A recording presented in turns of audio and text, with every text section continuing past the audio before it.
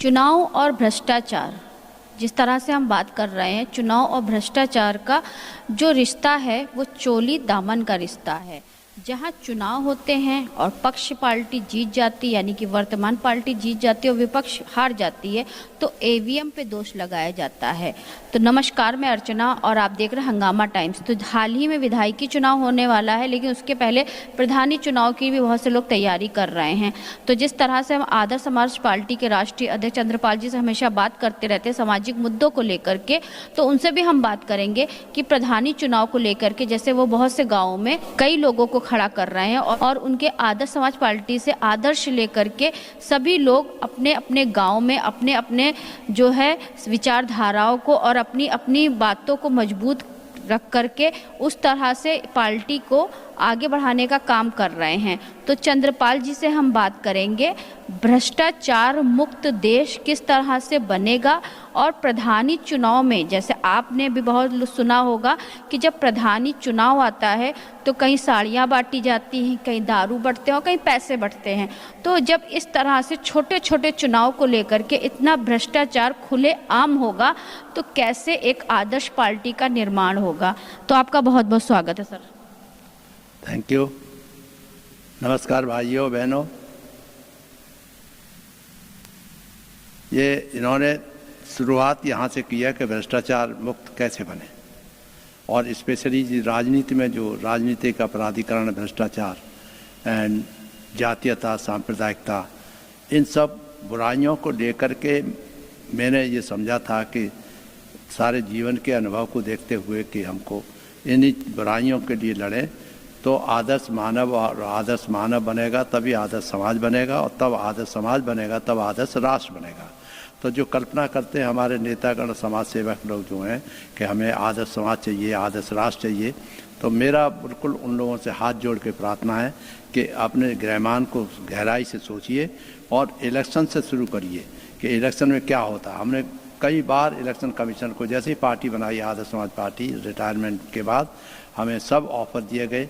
माननीय मनमोहन सिंह साहब ने रिटायरमेंट से एक दिन पहले बड़ी कृपा करके हमें बुलाया, हमसे कहा कि चंद्रपाल आप कोई भी पोस्ट ले लो। तो ये बहुत वो अजीब सा लगा, उन्होंने प्राइम मिनिस्टर जब कह रहे हैं तो फ़ौरन ले लेना चाहिए था। मगर हमारे दिमाग में ये था कि हमने जीवन में 3 साल IPS, 36 साल IAS रहते हुए भ्रष्टाचार को देखा और स्पेशली क्रिमिनलाइजेशन को देखा, राजनीति में अपराधीकरण को देखा, और फिर समाज में कैसे अपराधीकरण बढ़ता जा रहा धीरे धीरे धीरे धीरे बिकॉज ऑफ राजनीतिक लोगों के द्वारा। क्योंकि राजनीति में जो धर्म, जात और भ्रष्टाचार के अलावा कुछ दिखाई नहीं देता। तो हमने उनसे रिक्वेस्ट किया कि सर आप अपने साथ लगा लीजिए, भ्रष्टाचार दूर करने के लिए हम आपकी सहायता करेंगे। तो उन्होंने कहा पद नहीं है, तो वो मतलब फिलहाल वो मामला टल गया और उन्होंने ऑफर दिए, मगर सोच छोड़ दिया। फिर हमारे क्या नाम है अपने दिग्विजय सिंह साहब भी मेरे घर पे आगरा में आए कि आप पार्टी मत बनाइए चंद्रपाल जी, हम हमारी पार्टी में रहिए। सब लोगों से बात हुई, औरों से भी बात हुई। फिर राजनाथ सिंह जी हमारे मंत्री रह चुके थे, उन्होंने भी अपने जब इलेक्शन हो रहा था तो हमें गाजियाबाद से टेलीफोन किया कि चंद्रपाल आप हमारे साथ आ जाओ। फिर हमने उनसे कहा कि साहब हमारे साथ आपके ज़माने में भी अन्याय हुआ, तो इसलिए हम भ्रष्टाचार के खिलाफ लड़ना चाहते हैं, अपराधीकरण के खिलाफ लड़ना चाहते हैं। हाल ही में हमने एक वीडियो देखा सोशल मीडिया पे प्रधानी चुनाव को लेकर, कहीं किसी गांव में 55 गाड़ियां घूम रही, किसी गांव में 56 गाड़ियां घूम रही हैं, किसी गांव में 50 गाड़ियां घूम रही हैं, क्योंकि आपकी पार्टी का नारा है भ्रष्टाचार मुक्त देश बने, अपराध मुक्त देश बने, जिसको लेकर के आप पूरा कार्य कर रहे हैं। तो इसी को लेकर के जब हम आपसे बात करने के लिए आए, वो हम यही जानना चाह रहे हैं कि जब इस तरह से छोटे छोटे चुनाव को लेकर के इतना प्रचार प्रसार में लोग पैसा खर्चा करते हैं, आखिर इतना पैसा लोगों के पास आता कहाँ है? जहाँ किसान भुखमरी से मर रहा है, महिलाओं को न्याय नहीं मिल रहा है, बच्चे अशिक्षा की तरफ जा रहे हैं, वही चुनाव प्रचार प्रसार के लिए इतना पैसा खर्चा क्यों? आपने बिल्कुल सही बात कही और अच्छी एनालिसिस किया है कि ये सब एक तरफ तो भ्रष्टाचार मुक्त और सब बातें करते हैं और दूसरी तरफ भ्रष्टाचार के लिए बढ़ाना चाहते हैं। उसका मुख्य उद्देश्य यही है कि खर्चा का इलेक्शन के समय में खर्चा कम होना चाहिए। एमएलए एमपी के इलेक्शन के लिए मैंने सुझाव दिए थे, इलेक्शन कमीशन को 12 पॉइंट्स लिखे थे कि किस तरह से आगे इसको भ्रष्टाचार मुक्त और हो सकता है और कैसे आपको राजनीतिक अपराधीकरण बंद हो। तो सुप्रीम कोर्ट के जो आदेश है कि भ्रष्टाचार अपराधियों को टिकट न दिया जाए, मगर उसे भी टिकट देते हैं लोग, मानते नहीं हैं क्योंकि वो एकदम से बैन नहीं लगा पाए हैं। क्यों नहीं लगा पाए मेरी ये समझ नहीं आई। नहीं तो ये होना चाहिए कि जो भ्रष्टाचार में लिप्त रहा है, जो अपराधीकरण करता रहा है या कम्युनल राइट में है या जातीयता के द्वेष पैदा करता है, आगे बढ़ता है, ऐसे आदमियों को टिकट देने का किसी भी पार्टी को क्यों। ऐसे लोग सत्ता में बैठे हैं और जितने भी हैं उन्हीं को देख देख करके सत्ता में ही आना चाहते हैं।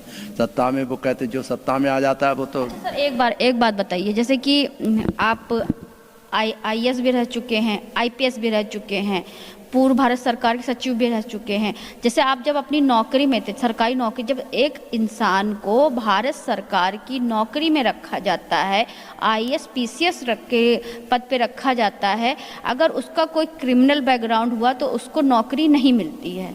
ठीक सर, ठीक। लेकिन जब वही क्रिमिनल बनता है वो उसको सरकारी नौकरी नहीं मिल सकती, लेकिन वो सरकार चलाने की उसको सत्ता, उसको अधिकार मिल जाता है। इसके बाद नहीं, बहुत अच्छी बात कह रही हैं आप कि एक तो सारे चरित्र वेरिफिकेशन वगैरह करके, बहुत सख्त चरित्र वेरिफिकेशन वगैरह होता है और सारे जीवन में जहाँ जहाँ पोस्टों पे रहते हैं उनकी जांच वाँच होती रहती है, शिकायतें उनके ऊपर आती रहती हैं, बात डॉग की तरह जनता काम करती है।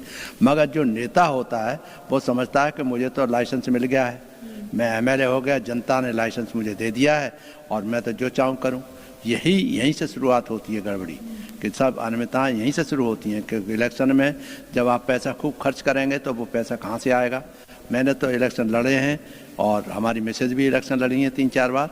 एमपी के बाद अच्छे लोगों ने भी टिकट दिया, माननीय अपने वीपी सिंह साहब ने भी दिया था हमारी मैडम को। और वैसे सरकारी नौकरी के लिए इतनी पढ़ाई, इतनी डिग्री चाहिए होती है सरकार चलाने के लिए, कुछ नहीं, अनपढ़ भी बन सकता है। वो ठीक है, अनपढ़ बन जाए, कुछ भी करें, मगर कम से कम क्रिमिनल तो नहीं बने। सवाल है तो क्रिमिनल है जो उसको टिकट देते हैं, कंपटीशन होता है।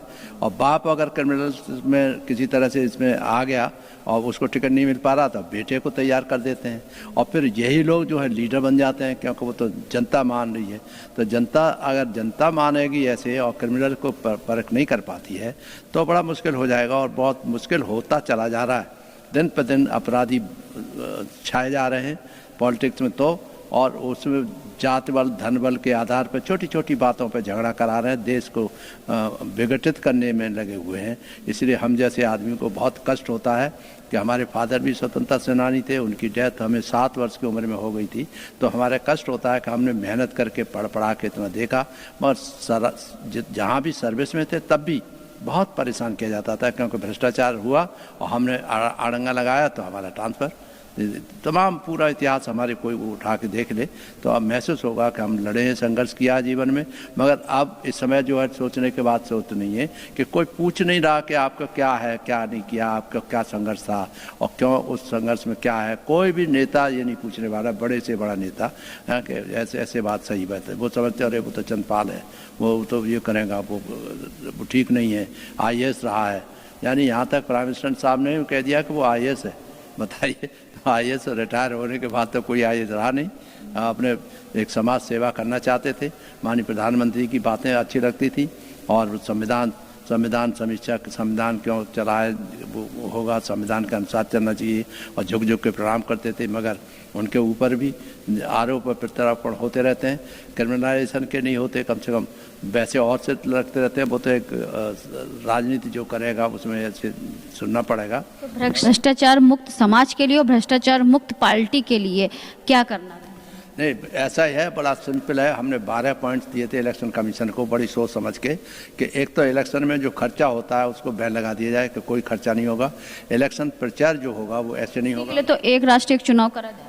नहीं, इलेक्शन जो होता है उसके लिए है कि जिस हर कंस्टिट्यूएंसी के जितने इलेक्शन लड़ने वाले लोग हैं वो इलेक्शन नॉमिनेशन से लेके नॉमिनेशन में तमाम दुनिया भर के ढोल डवाले, दुनिया भर का खर्चा होता है। क्यों? आप सीधे जाइए, 1-2 आदमी सपोर्टर्स को लेके जाइए और नॉमिनेशन कर दीजिए। क्या ज़रूरत है खर्चा करने की? ऐसे तमाम पार्टी की मीटिंग होती हैं तो पार्टी की मीटिंग में जनता चली आ रही है, क्योंकि आप समझते हो कि वो पैदल तो वैसे चल रही है क्या, बिना वाहन के चल रही है। वो वाहन पैसा देते हैं, वाहन के लिए देते हैं, खर्चा देते हैं, खाने के लिए देते हैं, पैसा देते हैं जनता को, तब वो उस तरह से आते हैं। तो ये खर्चा बढ़ता चला जाता है और फिर उसके बाद जब दिखाई देता है खाने वाले हैं तो भरमा रहे रुपयों की, जाने कहाँ रख लेते हैं छिपा के, और छिपाने के बाद वो करते हैं। और देखने की बात यह है कि जो एक पार्टी भ्रष्टाचार में मुक्त हो गई, भ्रष्टाचार में लिप्त हो गई और वहाँ आदमी को निकाल दिया गया, फिर दोबारा होकर इधर उधर पार्टी जो बड़ी बड़ी नेशनल पार्टी रख लेती हैं और फिर दोबारा आके कहते हैं उसी पुरानी पार्टी में जिन्होंने धन कमाया है, लूट मचाई है, और सब जानते हैं कि उन्होंने लूट मचाई है, मगर उनके खिलाफ कोई कार्रवाई भी नहीं होती।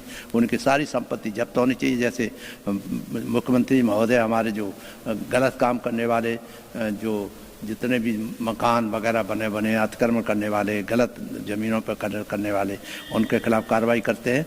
तो कार्रवाई होनी चाहिए ऐसे लोगों के खिलाफ, है बुलडोजर चलना चाहिए, बुलडोजर चलना चाहिए। तो जहाँ ये हुआ अब चला रहे हैं, बुलडोजर चलना चाहिए। जहाँ ये चला तो अपने आप ही मालूम पड़ जाएगा कि क्या कार्रवाई है। और फिर बुलडोजर ही नहीं, केवल और बाकी जितने भी ये धन कमाने का जो निकलता है, जैसे किसी जज के यहाँ आजकल तो लोग नेता इसीलिए बनते हैं कि उनको धन कमाना है। तो ये जो करने वाला है, तो नब्बे को आदमी जो देखता है, जो बेरोजगार घूम रहा है, वो नारे लगाने के अलावा उसको कुछ मिल रहा है क्या? नारे लगाता घूमता है और नारे लगा रहा है और उसी में मुठभेड़ होती है और मुठभेड़ होने पर मारपीट होने लगती है, मुकदमे दर्ज होते हैं और जो लड़के जो उसमें भाग लेते हैं उनका कैरियर खराब होता है। तो मैं तो हर हालत में सोचता हूँ कि भाई ये कोई बात हुई? ऐसी डेमोक्रेसी है क्या? क्रिमिनल्स के द्वारा चलाए जाने वाली डेमोक्रेसी मानी जाएगी? भ्रष्टाचारियों के द्वारा चलाने वाली डेमोक्रेसी मानी जाएगी?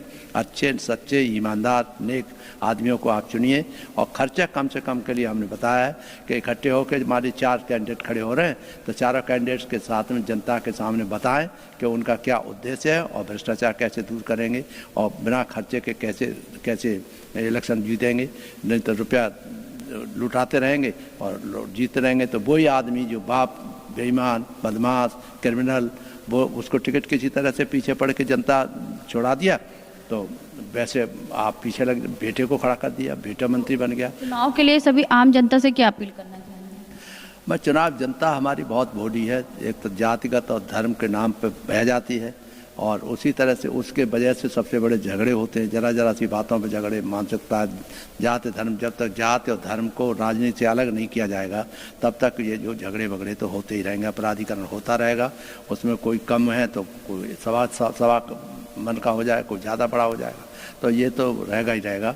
तो इसलिए जो है कि जनता ये सोचे कि अगर एक हमारे एरिया का रहने वाला है, अच्छा चरित्र है और अपराधीकरण में विश्वास नहीं करता, जातीयता में विश्वास नहीं करता और भ्रष्टाचार में विश्वास नहीं करता, उनके घर पर वैसे काम होते हैं। कुछ लोग बहुत अच्छे होते हैं जो ऊपर पहुंचते हैं, अच्छे भी हैं, नेता बहुत अच्छे लोग भी हैं, मगर अधिकांश नेताओं में जो मैंने देखा है, परखा है अपने जीवन में 36 साल में, कि बड़ा मुश्किल मिल रहा है। एक भी मिलना ठीक नहीं दिखाई देता, कहीं ना कहीं कुछ न कुछ होता रहता है और उसकी वजह से सारे अशांति में बदल गई है, अशांति में बदल गई है।